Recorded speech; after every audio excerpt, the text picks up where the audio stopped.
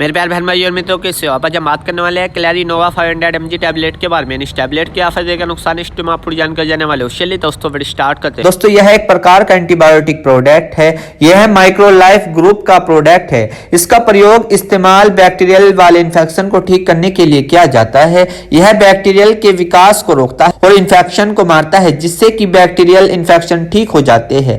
तो इसके यूजेस की बात करें तो इसका इस्तेमाल RTI यानी कि रेस्पिरेटरी ट्रैक इन्फेक्शन में भी किया जाता है, या फेफड़े में कहीं इन्फेक्शन हो गया हो, निमोनिया, ब्रोंकाइटिस, इन सभी को ठीक करने के लिए भी इसका प्रयोग किया जाता है। इसके अलावा अगर गले में इन्फेक्शन हो गया हो और टॉन्सिल की समस्या हो गई हो, गले में खराश हो गई हो, खांसी आ रही हो, गले में दर्द हो रहा हो या फिर गले में सूजन आ गई हो, तो इन सभी समस्याओं को ठीक करने के लिए भी आपका डॉक्टर इसको यूज करवाने की सलाह दे सकता है। इसके अलावा इसका इस्तेमाल अगर कान में बैक्टीरियल इन्फेक्शन हो गया हो, कान में फुंसी हो गई हो, तो उसे भी ठीक करने के लिए इस प्रोडक्ट का प्रयोग यूज किया जाता है। इसके अलावा इसका इस्तेमाल स्किन इन्फेक्शन में भी किया जाता है। त्वचा पर कहीं भी बैक्टीरियल इन्फेक्शन हो गए हो और त्वचा में दाने निकल गए हो, खुजली हो गई हो, तो इन सभी समस्याओं को ठीक करने के लिए भी आपका डॉक्टर इसको यूज करवाने की सलाह दे सकता है। इसके अलावा इसका इस्तेमाल डिजीज में किया जाता है। इसके अलावा गोनोरिया को ठीक करने के लिए भी इस प्रोडक्ट का प्रयोग किया जाता है। इसके अलावा सेक्सुअल ट्रांसमिटेड डिजीज में भी इस प्रोडक्ट का इस्तेमाल करने की सलाह आपका डॉक्टर दे सकता है।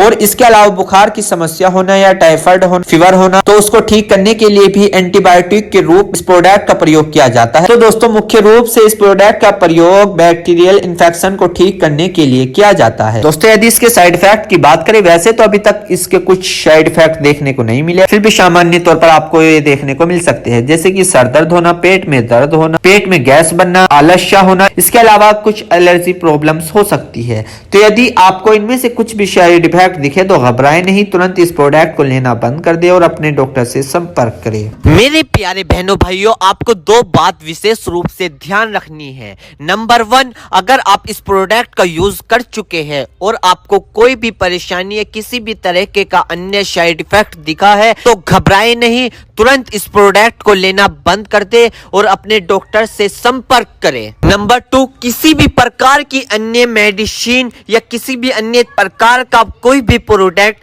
अपने डॉक्टर के सलाह के नहीं लानी चाहिए, क्योंकि मरीज की, पेशेंट की उम्र अकॉर्डिंग अंदर बॉडी में क्या चल रहा है, क्योंकि दोस्तों हर आदमी के अंदर अलग अलग हार्मोन्स होते हैं। उनके हार्मोन्स के ऊपर, उनकी उम्र के ऊपर, उनके वजन के ऊपर उनकी जांच करवाने के बाद डॉक्टर दवाइयां देता है। इसलिए दोस्तों पहले अपने डॉक्टर से परामर्श यानी कि संपर्क करें।